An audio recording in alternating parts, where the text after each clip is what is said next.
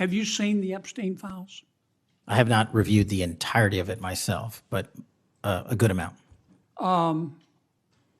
Would it be fair to say that Mr. Epstein trafficked young women, including, in some instances, minors, for sex to himself? That was specifically the allegations in the 2018 indictment in the Southern District of New York. Excuse me for interrupting, but I'm going to run out of time. You've seen most of the files. Who, if anyone, did Epstein traffic these young women to besides himself? Himself. There is no credible information. None. If there were, I would bring the case yesterday that he trafficked to other individuals. And the information we have, again, is limited. So the answer is no one? For the information that we have. In the files? In the case file. Okay.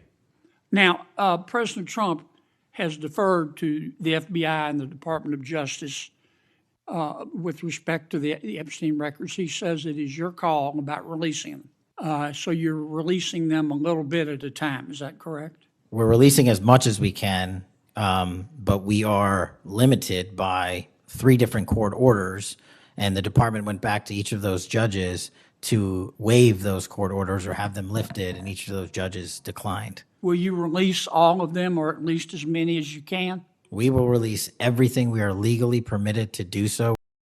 You and the FBI, working with state and local law enforcement officials in Utah, have caught the assassin of Mr. Charlie Kirk. Is that right? We have a suspect, yes, sir. And you did that within 48 hours, did you not? 33 hours. 33 hours. Congratulations. We've had other political assassinations. Back in June, an assassinated Representative Melissa Hoffman, Mr. Hoffman, Senator John Hoffman, and Mrs. Hoffman in Minnesota. You and the FBI and Minnesota state and local law enforcement officials caught the assassin within 48 hours, did you not? I believe that timeline's correct, Senator. Congratulations. Sometimes we miss the forest for the trees. Good work.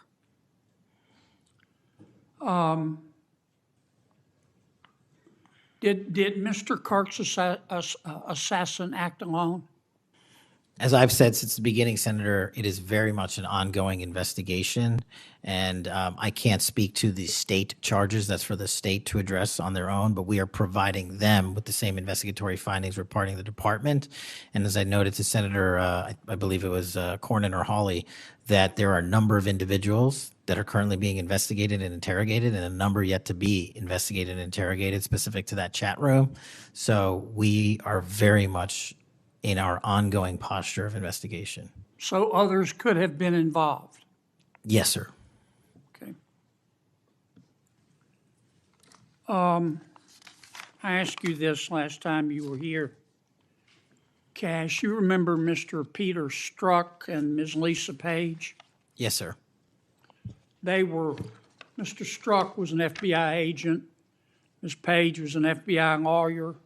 They were both very aggressive anti-Trump political activists who allowed their political opinions to affect their work at the FBI. Is that a fair statement? I believe their text messages and their testimony that was secured by the OIG and DOJ speak for themselves. In fact, Mr. Strzok and Ms. Page were having an extramarital affair, and at one point, Ms. Page texted Mr. Strzok, quote, "Trump's not ever going to be president, right? Right?" And Mr. Strzok replied, "No, he won't. We will stop it," end quote. Ms. Page resigned from the FBI. Mr. Strzok was fired. They promptly sued the federal government and the FBI and Justice Department for releasing their emails, which revealed all of this. The FBI settled that lawsuit for $1.2 million, gave Mr. Strzok $1.2 million cash, gave Ms. Page, who resigned. She wasn't fired, she resigned, she quit. Gave her $800,000. Who, if the FBI made that decision to give them money? That settlement was reached in the Biden administration when my predecessor was the director. Who? Are you saying that Chris Wray did?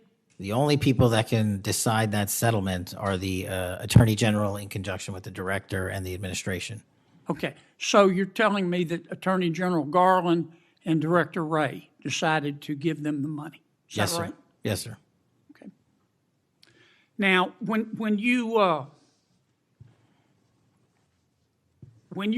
took over the FBI, did you find instances of where, under the Biden administration, the FBI had weaponized the agency to push the political beliefs of President Biden? Sorry, the last part. When you took over the FBI, did you find instances of where the Biden administration had politicized the FBI to prosecute its political agenda? Well, I won't speak for other people. Having been a target of that weaponization, having been a staffer on the House Intelligence Committee, having had the Justice Department weaponized against me for making the findings and leading the investigation of Russiagate, I know what that feels like. And that's why, as the FBI director, I'm committing to not ever have that ever happen again. But I'm also committed to fully investigating what was done, and that matter is still ongoing.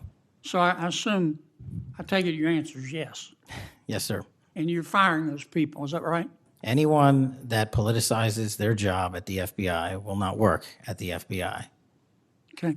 You've heard some of my colleagues either implicitly or otherwise suggest that you have politicized the FBI to prosecute the political beliefs of President Trump. Is that true? I don't know how that can be true when the stats that I cited, to include the 23,000 arrests, 6,000 weapons seized, 1,600 gang and criminal enterprise organizations, 4,700 children found and rescued, more enough fentanyl seized to kill a third of America. The men and women of the FBI are now on an apolitical mission, and this is why the numbers are historic in 7 Have you months. fired people because they voted for Vice President Harris? I don't ask people who they vote for, and neither does the FBI. Okay. But you've given people polygraphs, have you not? Many people in the FBI take polys. The FBI does that all the time. Yes, sir. Does it not? Yes, For sir. a long time, is that correct? Decades. All right. I want to ask you about the Epstein files. Have you seen the Epstein files? I have not reviewed the entirety of it myself, but a good amount. Would it be fair to say that Mr. Epstein trafficked young women, including, in some instances, minors, for sex to himself? That was specifically the allegations in the 2018 indictment in the Southern District of New York. Okay.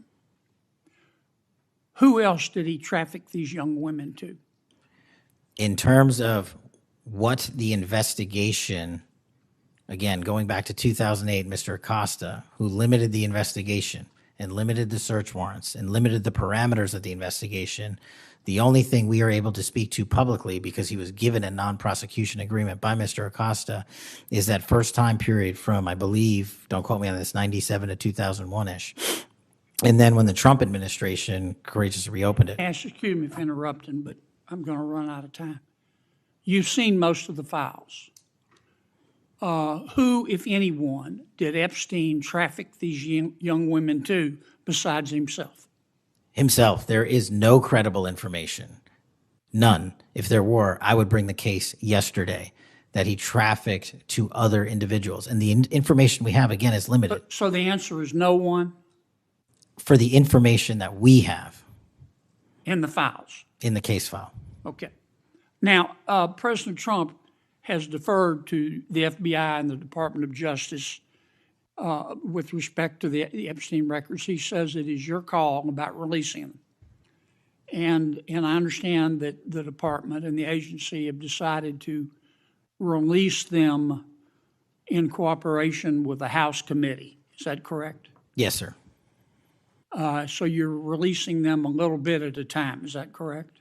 We're releasing as much as we can, but we are limited by 3 different court orders, and the department went back to each of those judges to waive those court orders or have them lifted, and each of those judges declined. Will you release all of them, or at least as many as you can? We will release everything we are legally permitted to do so. We are continuing to work with the House on the subpoena request. We have substantially complied with it, but we will continue to release whatever we are legally permitted to do so. Okay. I strongly encourage you to do that, Kash. This issue's not going to go away. And I think the essential question for the American people is this. They know that Epstein trafficked young women for sex to himself. They want to know who, if anyone else, he trafficked these young women to. And that's a very fair question. I want to know that answer. And I think you're going to have to do more to satisfy the American people's understandable curiosity in that regard. Mr. Chairman, may I just respond to that? I agree, Senator. And what we have done, and just to remind folks, the Epstein case files existed in the 2 prior administrations, in the Obama administration and the Biden administration, and they didn't release anything. And there was President Trump in the first administration that renewed charges against Mr. Epstein. And I know it's a little complicated to understand, but what exists in the Epstein case files was a direct result of the limited search warrants from 2006 and 7, which hamstrung future investigations because of the non-prosecution agreement. And multiple administrations had the opportunity to look at the entirety of that case file and recommend prosecutions against anyone that was trafficked under Mr. Epstein and anyone that participated in that trafficking.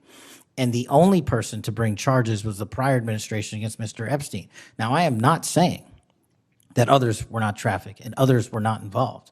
What I am telling you is that based on the information we have, and we have continuously and publicly asked for the public to come forward with more information. If there is, we'll look at it. But based on credible information, we have released all credible information, and the information that the Department of Justice and the FBI never releases is information on investigations that are not credible. And we don't release the names of victims who weren't credible, but in the same time, we don't release the names of victims who were credible.